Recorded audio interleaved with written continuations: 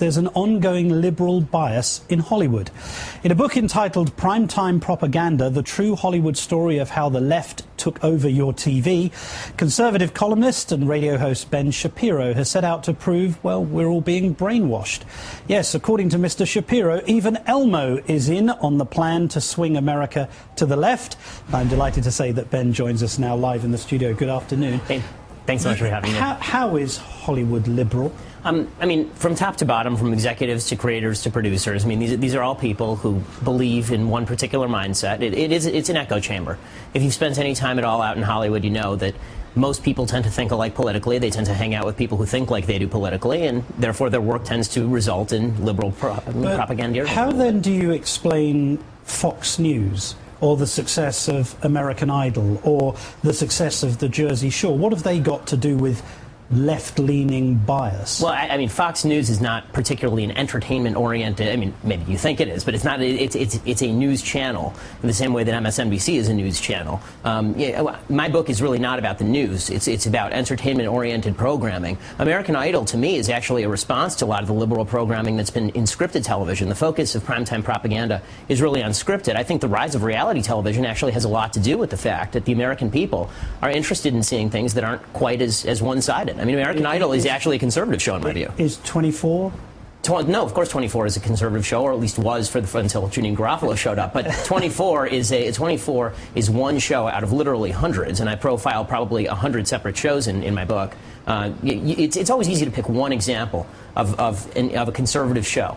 But the question is that when you're really talking about the vast majority of scripted television, is it liberal or is it conservative? You can always pick one Don Belisario, one Jerry Bruckheimer, but the vast majority of sitcoms, the vast majority of cable television, all of it is dominated by the left, and I have people on tape that I've been revealing, saying, yes, there's active discrimination in Hollywood, yes, we message our programming. I've read most of your book, and I've got to this point where you even say the television industry made President Obama.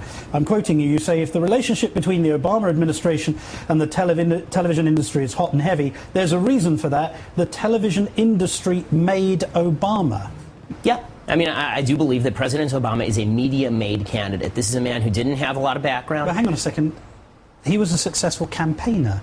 He was a great campaigner. He won over the electorate with his arguments. And with the help of the media. Absolutely. But the media assisted every other political competitor in exactly the same way. Did they really help Sarah Palin? I mean, it seems to me that Tina Fey was probably the single most damaging... Sorry, sir, but Sarah Palin. She's got a whole network behind her. She's an employee of Fox News now. Well, Sarah Palin was not an employee of Fox News at the time of the election, and Barack Obama was not an employee of any network at the time of the election either. But that doesn't mean that the media was not biased in favor of Barack Obama. They clearly were. I mean, the heads of most of the major networks were monetarily supporting President Obama during the election cycle. The Hollywood industry was largely supporting him, not only in terms of news programming, but in terms of actual scripted content. I mean, Oprah was out there campaigning. Oprah is probably the single most powerful woman in the history of American television, and she was out there actively campaigning for President Obama while saying she would not have Sarah Palin on the show because that would just be too partisan. How are children's shows also biased? Well, children's shows are biased in a slightly more subtle way. I think that they're really biased toward a kind of self-esteem ethos, the idea that, to paraphrase Barney, everyone is special, right? An unearned self-esteem, everyone in his or her own way, down to gender. And you're saying that's as a result of a left-leaning bias. I thought that there are many child psychologists, regardless of political persuasion, who would say it's rather appropriate to affirm children. Well, I mean, there are a lot of psychologists who do say that, but it definitely is a more left-leaning perspective on psychology, that self-esteem unearned is something that ought to be put upon children, especially if you look at Sesame Street. I mean, Sesame Street has been kind of the one that's drawn a lot of the fire here because people make it out like I'm trying to actually, baste Big Bird, but basically, but essentially, the Sesame Street, I interviewed one of the creators, a guy named Mike Dan, who's VP of Children's Television Network, and he actually said that the point of Sesame Street was to reach out to black and Hispanic children because, quote, there is no reading material in black households.